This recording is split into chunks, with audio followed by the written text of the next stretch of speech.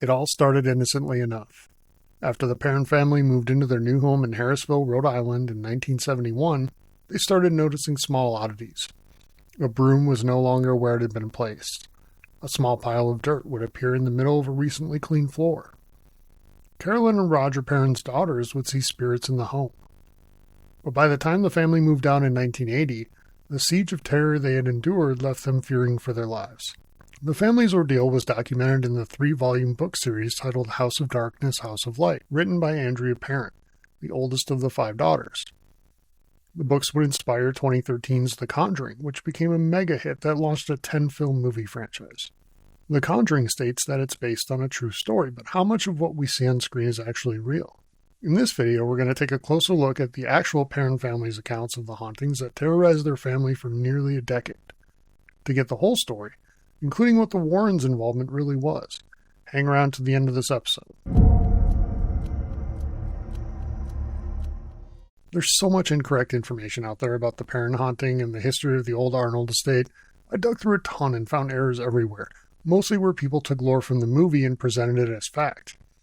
Please know I did my very best to keep everything accurate, but with so much misinformation out there, it's possible I tripped up somewhere too. The home that would become the Arnold estate, later the Perron home, was built in 1736.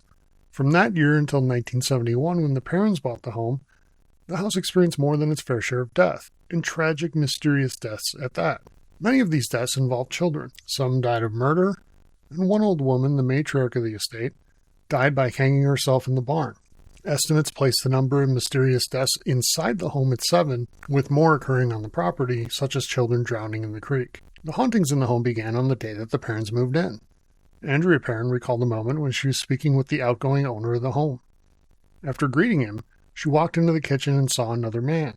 She greeted him as well, but he had nothing to say to her. According to Andrea, her sister saw the man as well, but her father Roger and the outgoing owner did not see or acknowledge the man.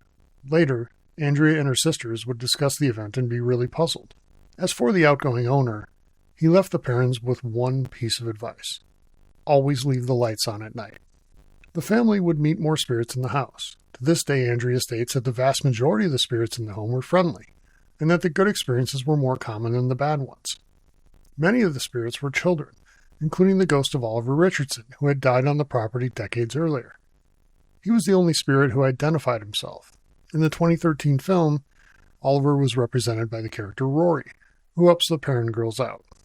Not all of the spirits were friendly, however. The early incidents were innocent enough, but soon after, objects moving to different places in a room escalated to objects being hurled across rooms. Glass was shattered.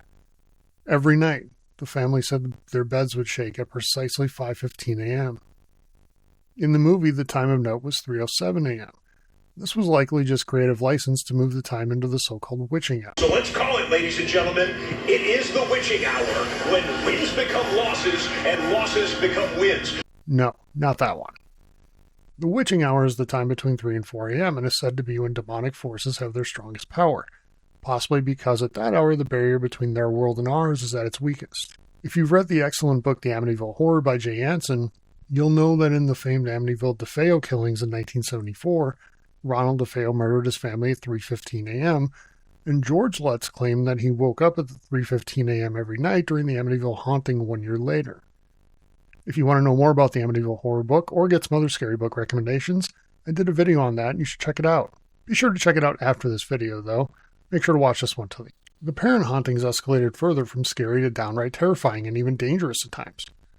Carolyn would be attacked by a spirit, waking up with bruises, and once while reading in a chair, experienced a stabbing pain in her leg. When she looked, she had a wound that looked like she'd been stabbed with a needle. That story will have even more relevance later in the video, so stay tuned. Roger would experience his share of hauntings as well. In Andrea's account, Roger would experience far more sensual incidents with a spirit during the night.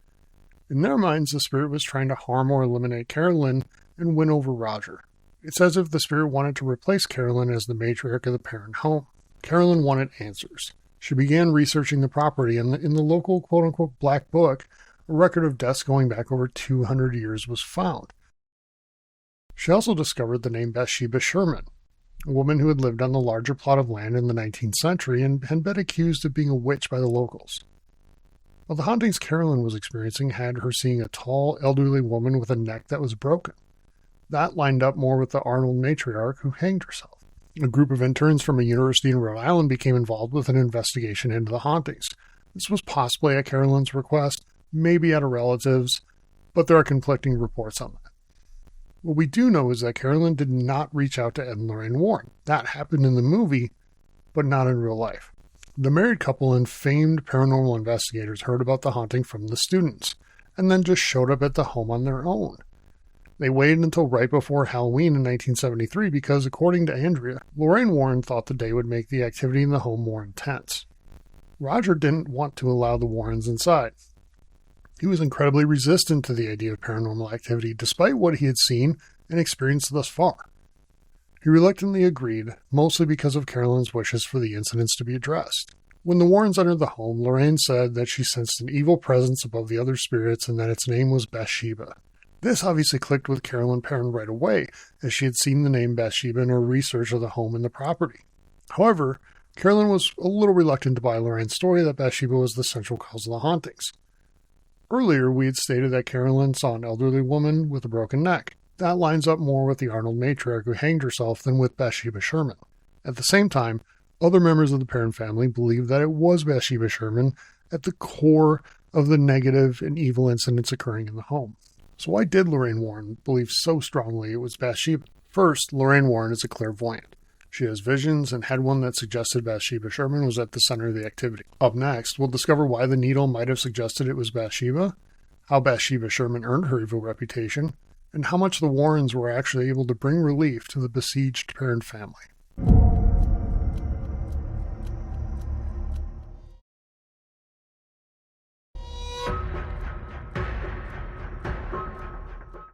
Bathsheba Thayer was born in 1812 and would marry Judson Sherman in 1844. The legend of Bathsheba Sherman had two periods of growth and exaggeration. First, during her life, a child in Bathsheba's care died a very mysterious death. Locals say that the infant died from a needle being forced into its head. Legend says that Bathsheba stood trial for this, but that there was not enough evidence to convict her. In reality, there's no evidence of a death by needle or of any trial taking place at all. Maybe it happened, or maybe it was local lore at the time. 3 of Bathsheba's children died before reaching the age of 7, with only Herbert, the 4th child, surviving. This led to stories and accusations of witchcraft in the local area.